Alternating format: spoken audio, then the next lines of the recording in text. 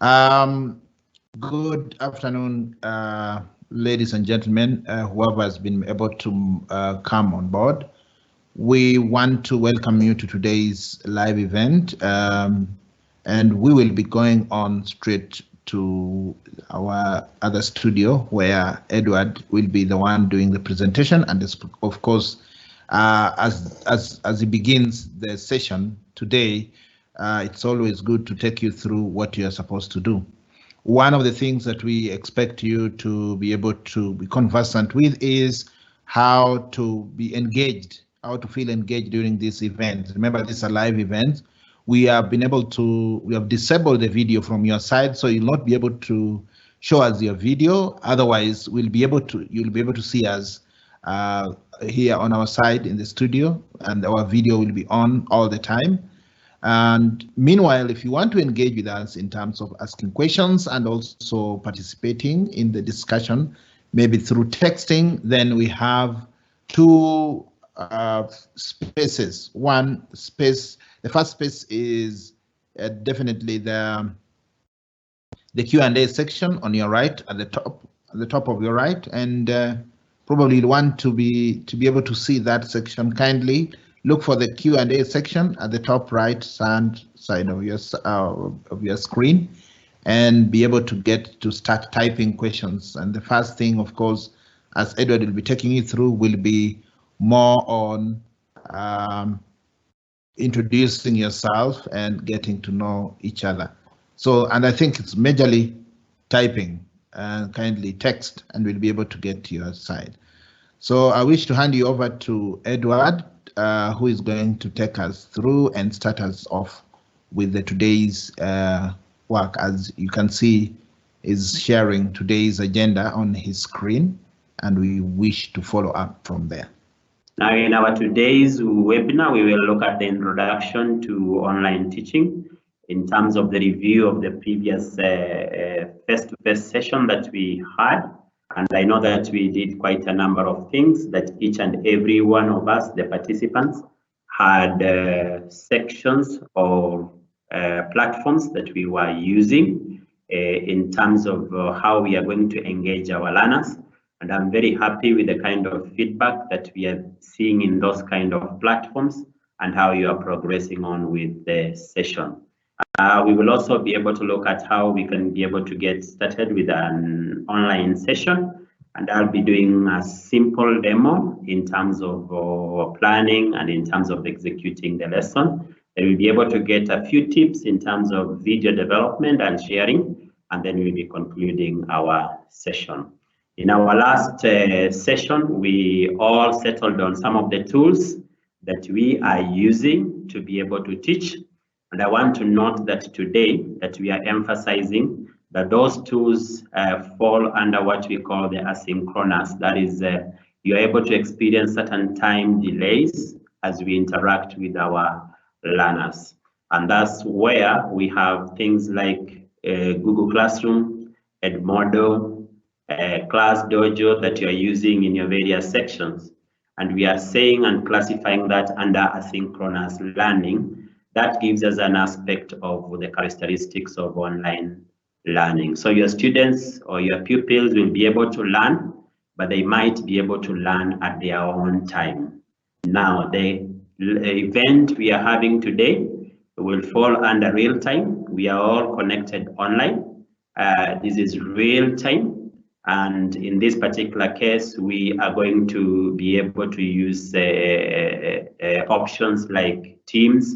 We will be able to use options like Skype. For today, we are using Teams to be able to get to you. So in order for us to start the session I just want to share with you that when it comes to online learning, we expect that you should be able to do planning. And that's what I really want to emphasize in our today's session. In my projection, I think I have projected or given or shown you, I hope you're able to see my screen. I've been able to show you a live session that I've prepared for our Form 2 class. And the topic is on gradients and equations over straight lines. And the subtopic is gradient over straight line. In my live session, remember this one is synchronous, a live session like the one we are having today. I just want my learners to be able to define gradient or explore more about gradient over straight line and be able to appreciate the application of a gradient in real life. So that's where I'm talking about my, by the end of my online session, my learner should be able to define gradient over straight line and appreciate that. Those are my learning outcomes. And so are you able to stop sharing your screen? Let me share my screen.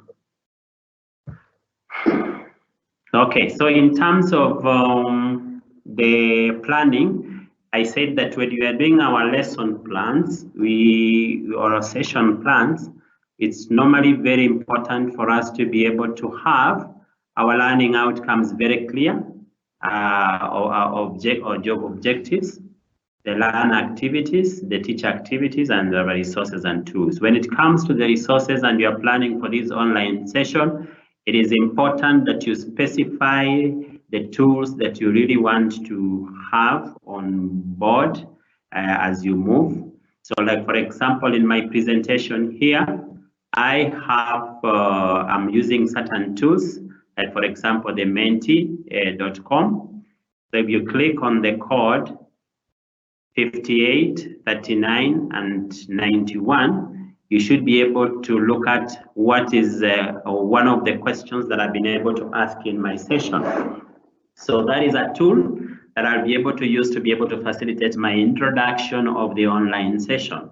Now, moving forward, as professionals and as teachers, we know very well that we need to have a section where we are talking about lesson development. How are we going to develop our lesson? So like, for example, my lesson is that the learners will be able to draw linear graphs.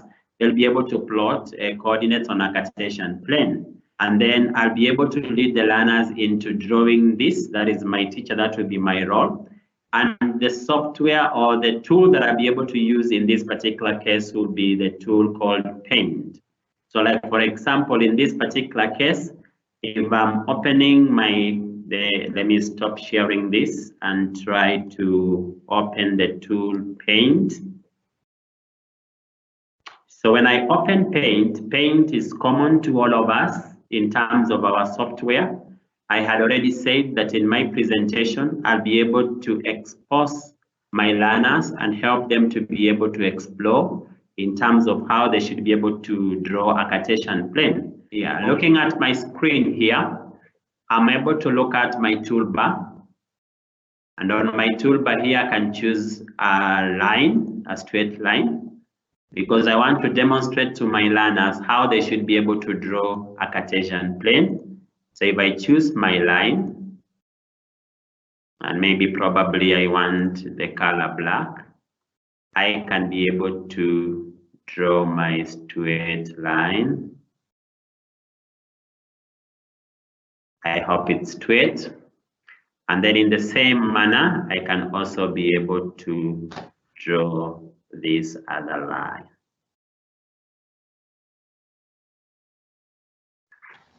So these are my two lines that I'm going to now use to demonstrate my x-axis.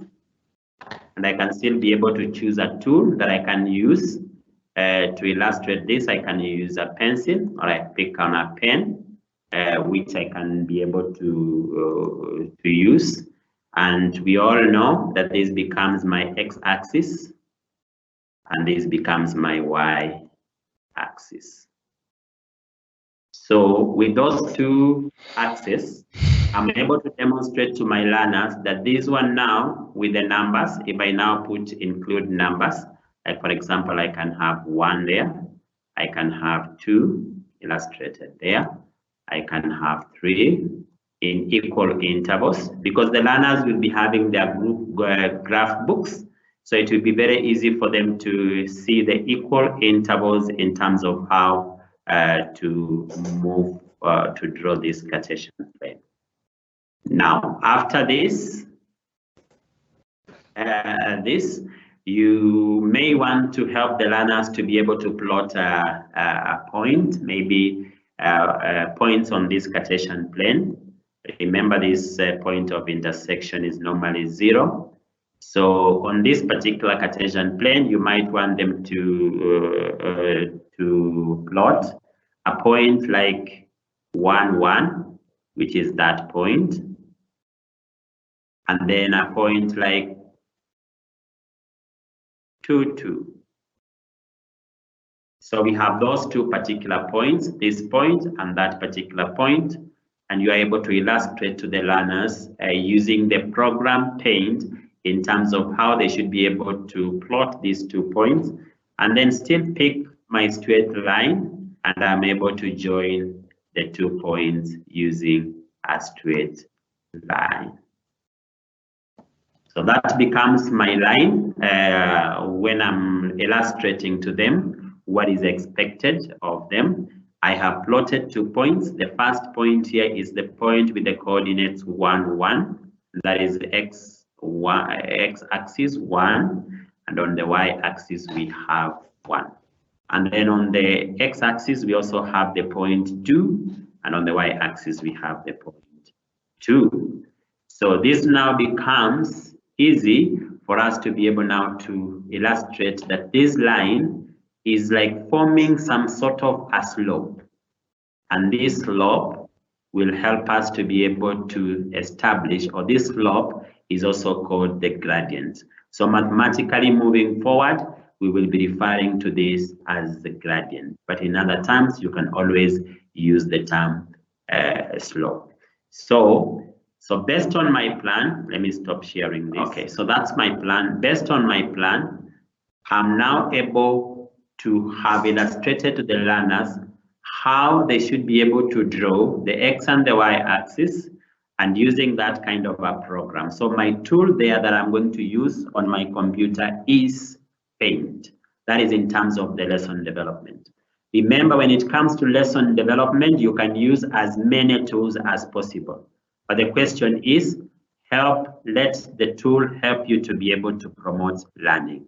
So by the end of the day, my outcome here was that I should be able to help my students to explore more on the gradient of a straight line. So they should be able to do that. And then another thing that I want to say, that in my plan, there is a section that I'm calling conclusion or summary. So on my summary, I'll be able to use a real life situation, and my real life situation is embedded on my Google Drive in a Google Docs. So my link is there in my plan, so it has to be factored in your plan. So remember that in this, the learners will be able to be exposed to a real life situation by the teacher, where we are having somebody riding a bicycle uphill or downhill on a straight road. And this is now the situation that will help the teacher to be able to articulate when we are referring to, like, for example, positive gradient and negative gradient. Remember, we have not gone into the depth or the details much about the lesson. We are just setting the stage for the session. Because you remember, as you put the materials online, you are telling the learners, do this, but in real sense, they want an introduction to that particular lesson.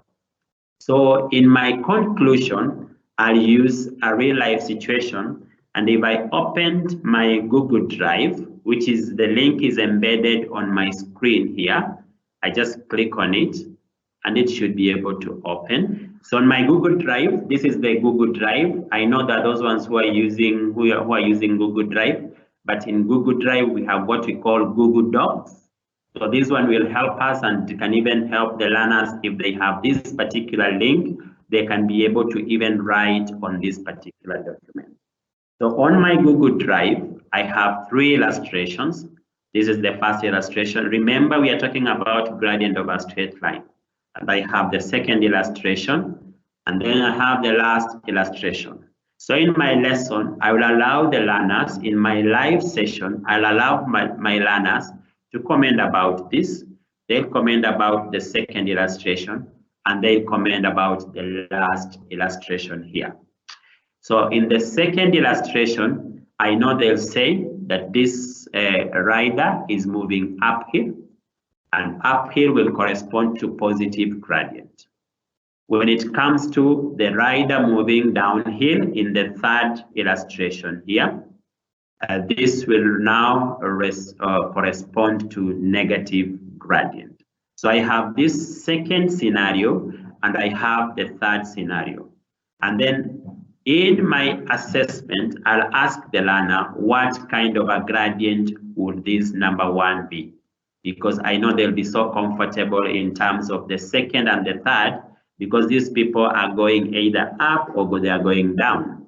So this will give me an illustration in terms of moving them forward and exposing them and introducing them to gradient. So basically, this is how I'll be able to use my Google Doc to be able to do the illustration of this. And this is linking them to the almost what they know in terms of real life situation, because some of them have even gone for hiking among other things. So that is a Google Docs. You can even now allow them to start writing on the Google Docs. So if you want maybe Anne to be the one to make a comment on this, so you will be able to, Anne will be able to put their comments on this. Then maybe you want John to put their comments on this particular section. So John, since he has the link, will also be able to put their comment on that part. And then we have Steve in the same class, and you want Steve to write their comments, allow them to write their comments here, and then from there use those particular comments to be able to discuss this kind of a scenario where they are now illustrating what they've been able to see in terms of this particular case. And this will apply across all the other disciplines where they're using the Google Doc to collaborate. You can even allow them to do a discussion and make their comments in real time. We are talking of real time, and it's what I'm doing now. So like, for example, I can allow all the 300 of you to be able to now write on this particular document, but I'll have given each and every one of you their own section. So this is just an illustration of how those ones who are using Google Drive, Google Docs, using the Google Classroom, you can be able to incorporate this as you handle your live session. Now, to just finish up in terms of my plan, I still want to refer you or take you back to my live session plan. And I hope we are seeing that.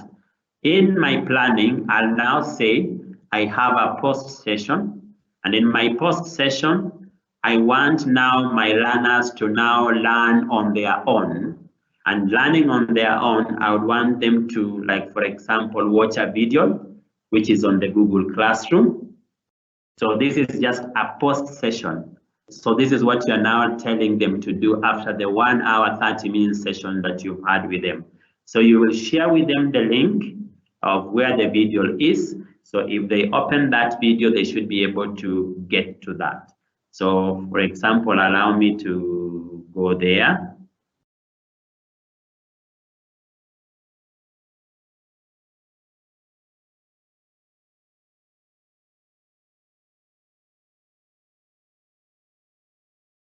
So I've just opened my Google Classroom, and that is my classroom, and the classroom is for Riara Girls.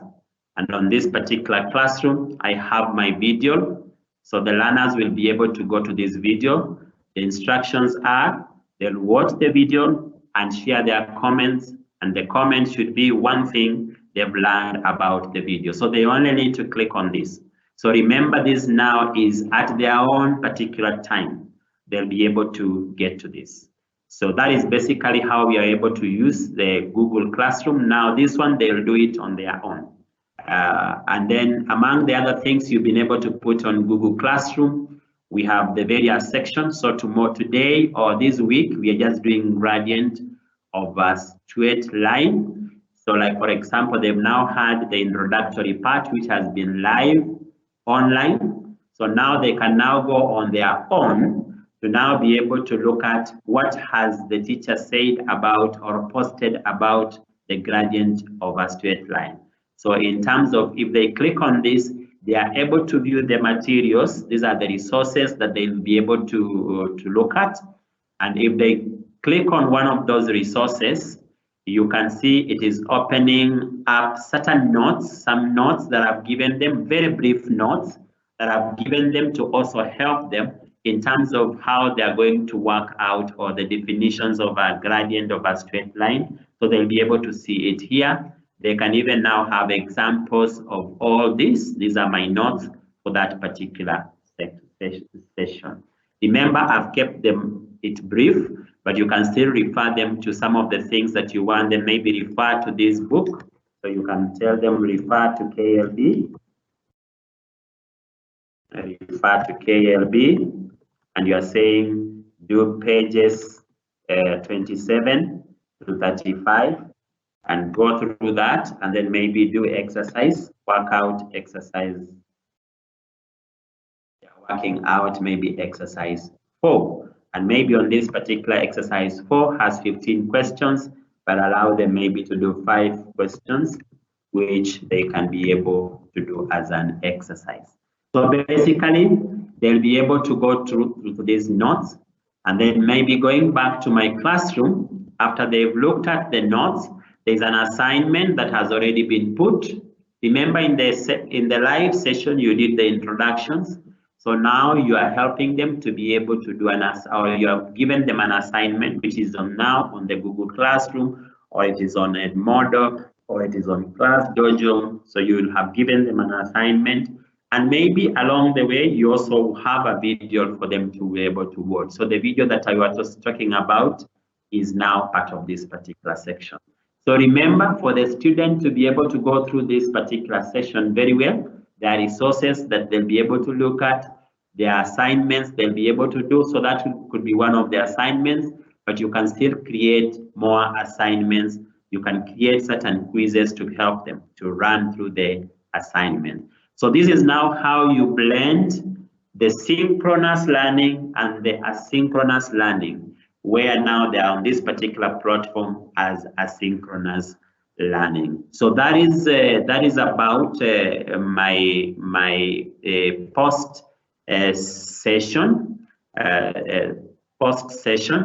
I also just want to finish before I welcome David to maybe take us through the last part.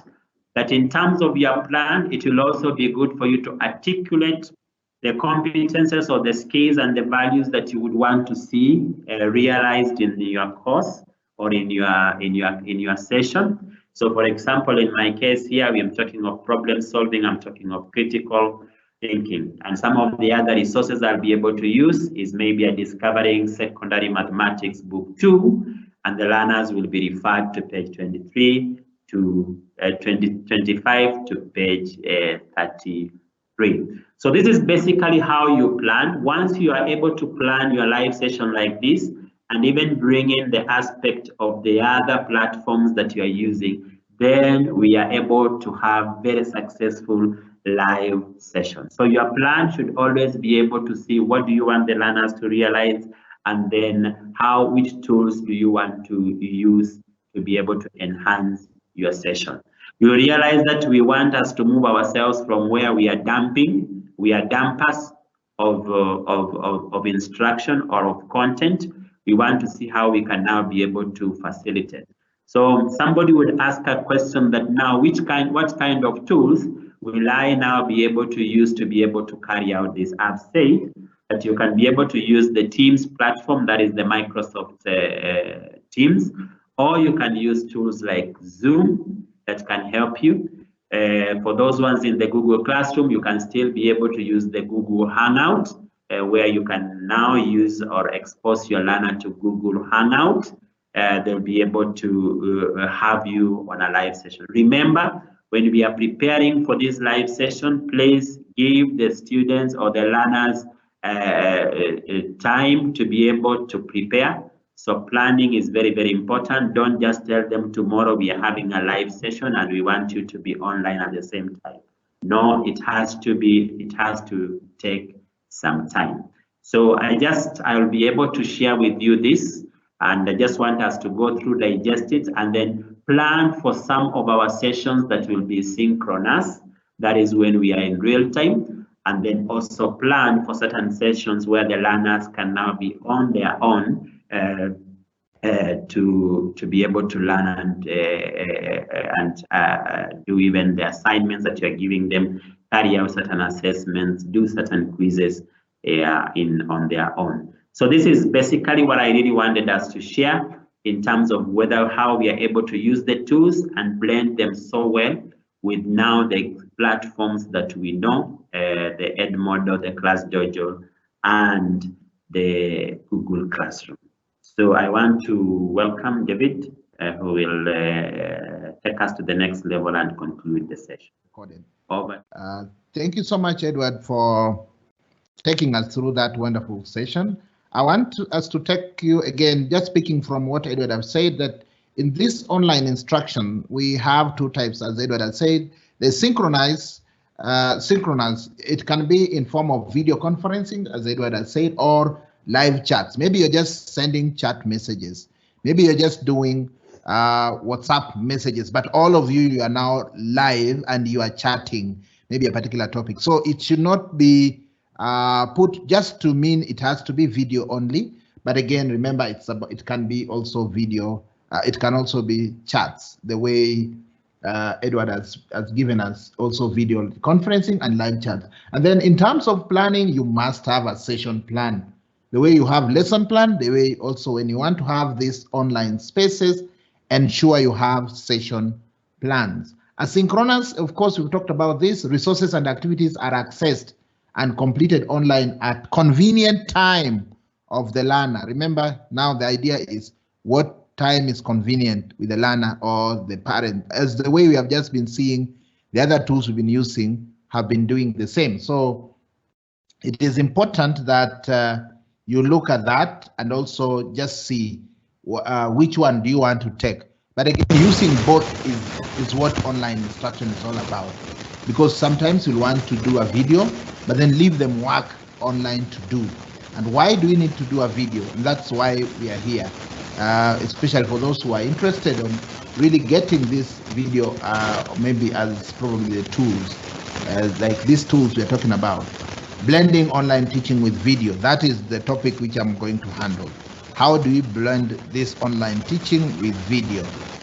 We've seen what people are doing online, and we want to see what do we need to do as teachers, and how can we take advantage of the video and use it to blend our online teaching.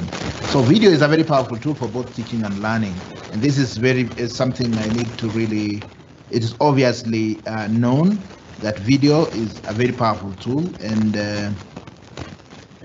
I don't know whether there is anybody who can really be able to challenge that. They're saying video is a very, very powerful tool.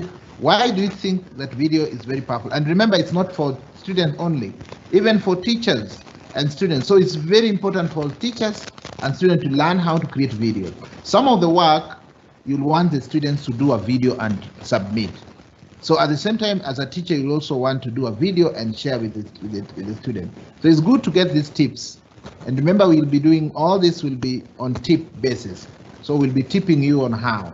So we said both students and teachers, they need to learn something. They need to be comfortable creating videos, especially for online purposes. And we say video is very important because they really make a lot of human connection with your students. So you don't really have any choice.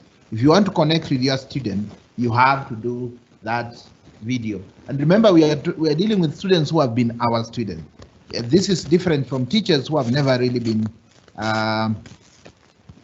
We've never been teaching these students. But of course, even if you have not been teaching students and you make a video, somehow there's that human connection that really appears. So they really want to see a video. So it's important to really try to do something video-like.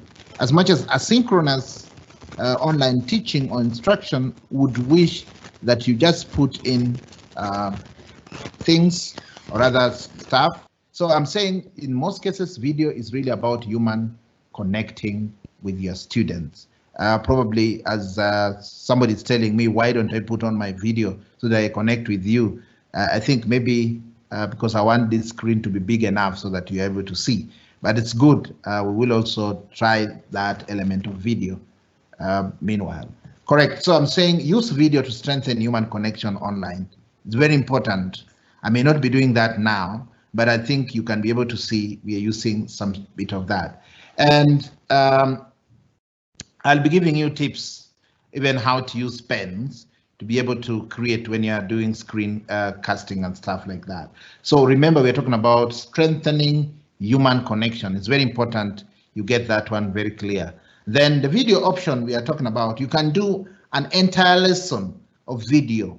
Like I'm told somebody takes a topic and then it starts talking about the topic all through. Or you have an option of breaking into chunks, breaking the videos into chunks of various small specific areas. Which one do I recommend? Of course, I recommend the breaking into chunks, because as you even see this live event, if you are young people, we wouldn't go to 1 hour, even 30 minutes. 20 minutes is usually the best time, because the concentration spans goes down very quickly. So we wouldn't wish a video that's going for 40 minutes, the lesson, or 35 minutes, the way you do your normal live lesson, because there's a lot of interactivity required, and that level cannot be achieved by a video, no matter how long it is. So that is why we are here today, so that at least I give you some tips on how to get all this. But chunking your video is important. When you've decided you want to create a video, kindly chunk your video. Put it in different short video, possibly. And in fact, even for YouTube, it doesn't allow a video which is more than 15 minutes long. That is a video that it's a bit too long. So 15 minutes is usually the maximum. If you want to create a video that can even be posted in YouTube, it must be 15 minutes. More than 15 minutes is not allowed to post on the video, on the YouTube channel. And the chunk video, of course, allow learners to jump straight to a particular topic they need to review. It is a very good way of ensuring learning is really taking place. There are tips that I usually give on how to create video. Know and talk to your audience. Keep the picture of your class. When you're talking to them, talk to them like you're seeing them face to face. Probably that's why I was being told to use a video. And I'm imagining which video am I really going to use, because I think my videos are not really good in terms of, all in all, we are saying if it's possible, we can use a video, and it is important you also bring your participants together. So use a video and know the people you're talking to, especially find a quiet place, as we've said. Then, of course, focus on your story. As teachers, we are people of many stories, but how it can be very good if at all we really put in a bit of maybe focusing. We don't really move our focus away from the story. They find a quiet place. Yes, a quiet place is very necessary. We need probably make sure whenever you are doing a video, small, smart, and focused is good enough. Don't make a very long video like ours here, but just make a very short one. It is very important for the learners, given their concentration ability or capability. Relax, take a deep breath, and smile, because remember, you're talking to your student. Imagine you are just talking to your student. So it's very important you take that very keenly. Probably another thing, when you're recording, it's about recording your voice. Ensure, again, get a very quiet place. Reduce outside noise by closing the doors and windows. Mute devices like mobile phone whenever they're around. Turn off fans. If you have a fan around, turn it off, because that one will interfere with your voice recording. And this recording of your voice may come about when you are more thinking of giving students feedback using maybe your voice. Remember, sometimes you want to give feedback to learners and you want to use your voice to give that feedback. So in such a case, they want to really know that. And make sure the mic you use mic which has noise cancelling features, and many microphones like those ones that are we are given, especially the one that comes with the mobile phone, like the one I'm using here. It has noise cancelling feature, so you are good with one. So you don't need to really look for a very expensive mic or a microphone. That one you use from a smartphone is good enough. Think about the checklist. Always make sure you are looking at the settings of the microphone, so that the setting, you are either using the phone or you can be able to get the sound very clear and stuff like that. So you are good to go, and there's no echo, there's no other sound coming by the side. So then it's always recommended that you do a test record of 5 seconds. This one will help you so much to be able to know what you're doing. When you're recording your face, kindly also, this is about recording videos. And with the face recording, remember that you do an introduction of yourself and have maybe 1 minute. Remember, it is 1 minute. Let the videos be very short. Long videos, my dear, as I heard some of you are trying to do a whole class video of 45 minutes. How long will you take to probably do, maybe edit that video? It'll take you hours and hours to edit the video. Like the presentation we are doing now, for us to edit it and be able to share with you, it will take us close to maybe 6-7 hours to have this video of over 1 hour being created. It is such a very hectic thing. So avoid having long videos. Have very short videos, maybe 2 minutes video to just explain a particular point. It can come weekly, or you can add it with a synchronous version where, remember our colleague was saying that is giving them a video which is inside Google Drive or something like that. So it's important you learn that. In terms of placing your camera, very important. We have very few minutes, so don't worry, we're going to get out of this. In terms of placing your camera, and let me remove my video so that you only have the camera, yes, like that. In terms of placing your camera, kindly ensure that light, place the camera between you and the light. If the light is coming from the window, then sit facing that window and put the camera between you and the window so that the light comes hitting your face, because lighting is very important. Again, look at the angle where your face is looking. Ensure you're looking right on the mobile, the camera. Like put the lens at the level of your face, so that the eyes level, so that you're able to capture. Because remember, the people who are listening to you, the students who are listening to you, they want to see you looking at them, and that's the only way. In terms of distance, people like to centering themselves in the camera. And as a teacher, when you are taking the video, kindly try to make use of the 2/3 of the view. That one means probably in a very remote language or layman's language would say, slightly move off the center. Don't be right in the center. When you're taking the video, don't be right in the center. Just slightly move away from the center, which is called the 2/3 grid of the view. Because when you put yourself in the center, the way you're taking your selfies, it looks very awkward, and sometimes it does not hold the attention of people viewing you. So when you are off the center, somebody is feeling like he wants to see you all the time, and therefore their attention is always maintained and the learners are engaged. Probably a very quick one again, tips on recording on your mobile phone. There are people now starting to use mobile phone to record. It's a very good one. But remember the following tips. 1, use a tripod. Using a tripod, I don't know whether this is the spelling, but get a great tripod.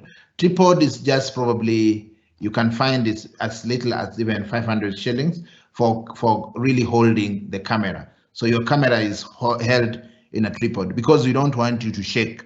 Because once your video are shaking, there's always a big trouble with the videos that shake. Turn on the phone sideways, not vertically, but again horizontally. When you turn the phone sideways, then the good thing with this is when this video is played, we don't have videos which have like if this is your big screen and then the video is just playing in the middle here. So that is wrong. When you turn it sideways, the video will fill the whole monitor, or the whole view will be full of the video. That's why it's good to turn your camera sideways, not vertically. It is very easy to take a camera and straight away use it the way on a vertical way, because you're looking at yourself like that. Then we say, look at the lens.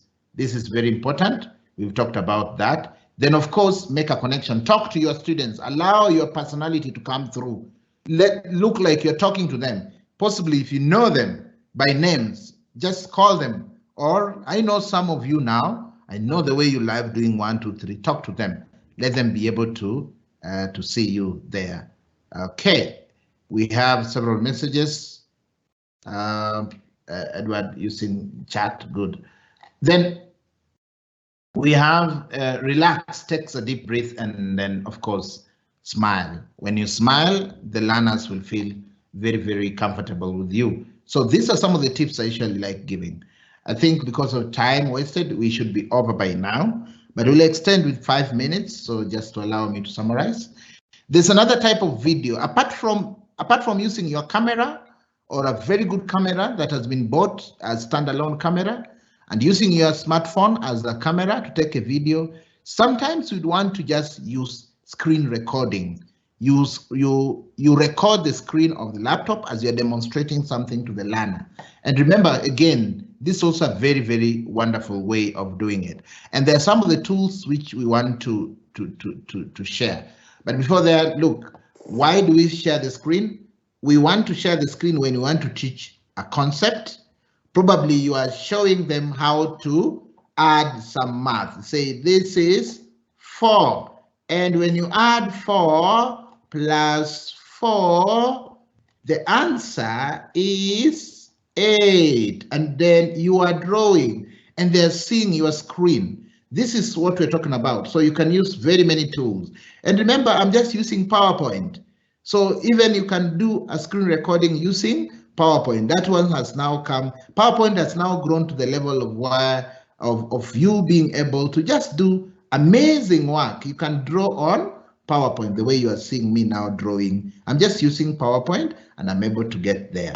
Then when you want to show a process, probably you are demonstrating something on chemistry, like stage 1, this is what will happen. Then we move to stage 2, and this is what will happen. Then we move to say all of this you want the learners to be able to see on their screen, and therefore it is good to use screen recording. And then, of course, when you want to take notes and probably mark assignment, you can always screen record as you're marking the assignment so that the learner are able to see that this one was not right, especially when you're marking even the inches and the composition. Let the learners see as you are really crossing and making comments.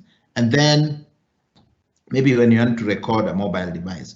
Very quick one, some of the recorders that we have online, we can have, if you're using a Mac, which I think many of us are not using, these are some of the tools that are available in Mac that you can use for recording the screen. So Camtasia, ScreenFlow, ScreenFlix, and I think maybe for Windows, those who are using laptops, you can always be able to see all these. Camtasia Studio, Snagit, and even PowerPoint. I think maybe I didn't even talk about PowerPoint, and it's very important you look at the PowerPoint. And then we have on a web, you can just go to the web and you type Jing, and it will allow you to screencast, and then you are able to download these videos and then share with learners. So it is very important you learn the screen recorders. It's good also, it's also a way of getting to create the videos. Now my tips on screen recorders. The tips for screen recorders are as follows. Reduce your monitor's resolutions, because sometimes your learners are using their mobile phones to access your content, and therefore they would want to see your monitor resolutions. And then think about this other section, zoom text, because again, if you don't zoom the text, the learners may not be able to read, because they would want to pause the videos and look at your video. So they would want to look at it when you're zooming the text.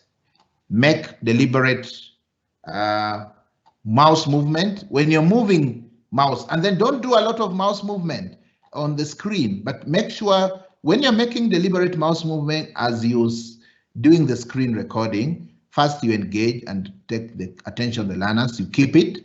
Number two, if you make so much, they'll get confused. So just make deliberate mouse movement so that they don't sleep.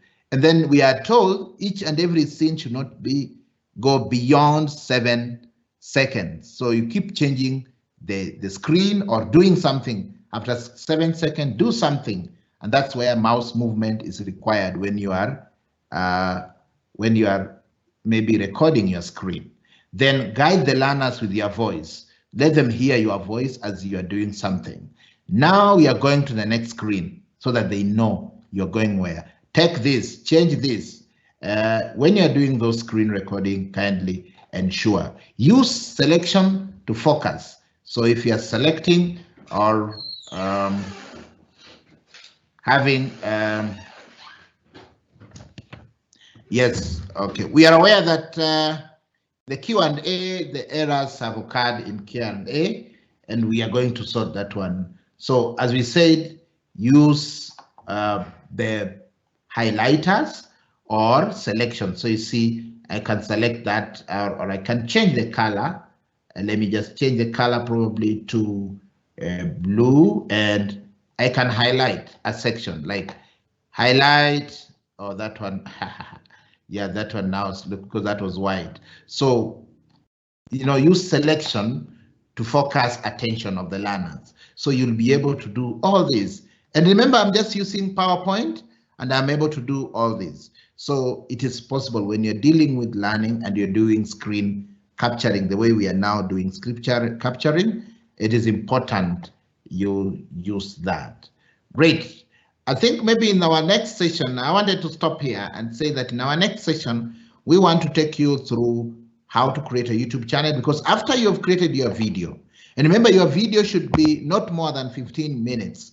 If it is more than 15 minutes, then you'll have to really do some bit of tweaking the YouTube channel, the settings, so that you're able to upload the YouTube channel. Like now, our video, which is more than 15 minutes, we'll have to upload it on the YouTube so that you're able to see and view now more and more time.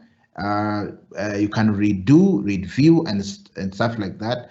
But it is very important you learn how to create a YouTube channel, because then you can be able to put it in your channel and share with the learners. And I think it is quite a good thing, but because of time, I may not be able to do this now.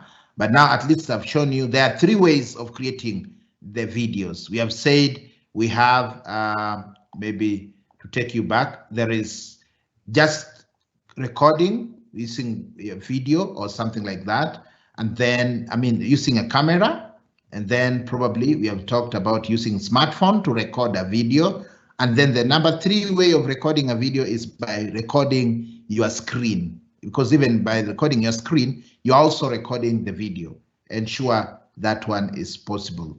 It can be done. So in our next session, we will be dealing with how to create a YouTube channel, so that the video that we have created, which again in our next video, I'll be showing you live how we are creating a video, and then how we are editing the video, and then how are we going to put it up on a YouTube channel. Remember, all this we will do in a using very simple tools which we have put for you. Some of the tools you can see which are putting forward that you can be able to use, online tools for various things like illumination, that is for maths, the white smoke, calm, vocabulary, Quizlet, and probably let me even show you how Simbaloo look like as I end.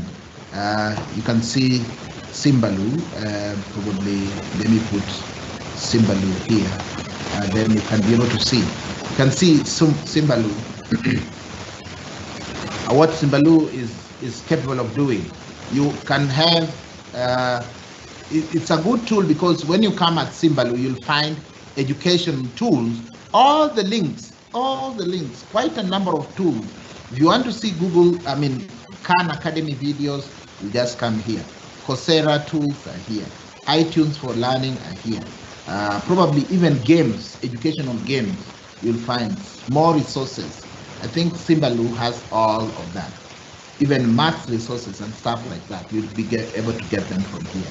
For example, I want even games, education games, and I want to teach students on how things are done. Probably, I don't know which game I can be able to take, but all in all, there are so many wonderful things that learners, even Kahoot game is here, Turtle Diary, and probably let me pick even 2 kids and see what can come out of it, or maths playground. So if you're here now, you can look at very many games that are there.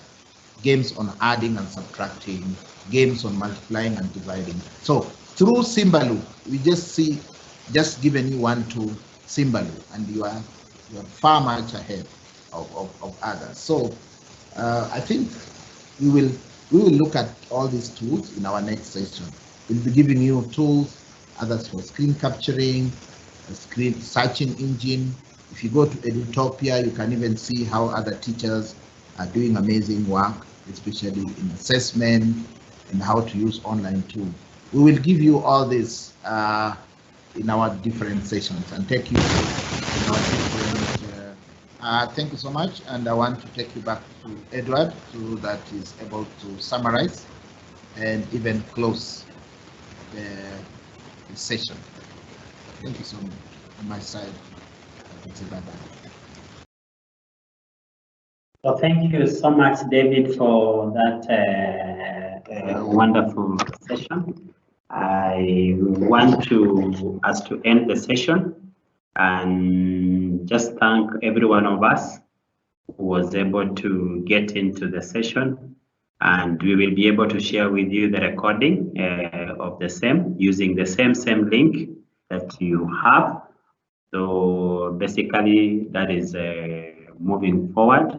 We would want to do as many other sessions as possible with you so that you are now well abreast in terms of your online sessions. So thank you so much. We will be announcing when our next session will be so that we all get on board. Asante.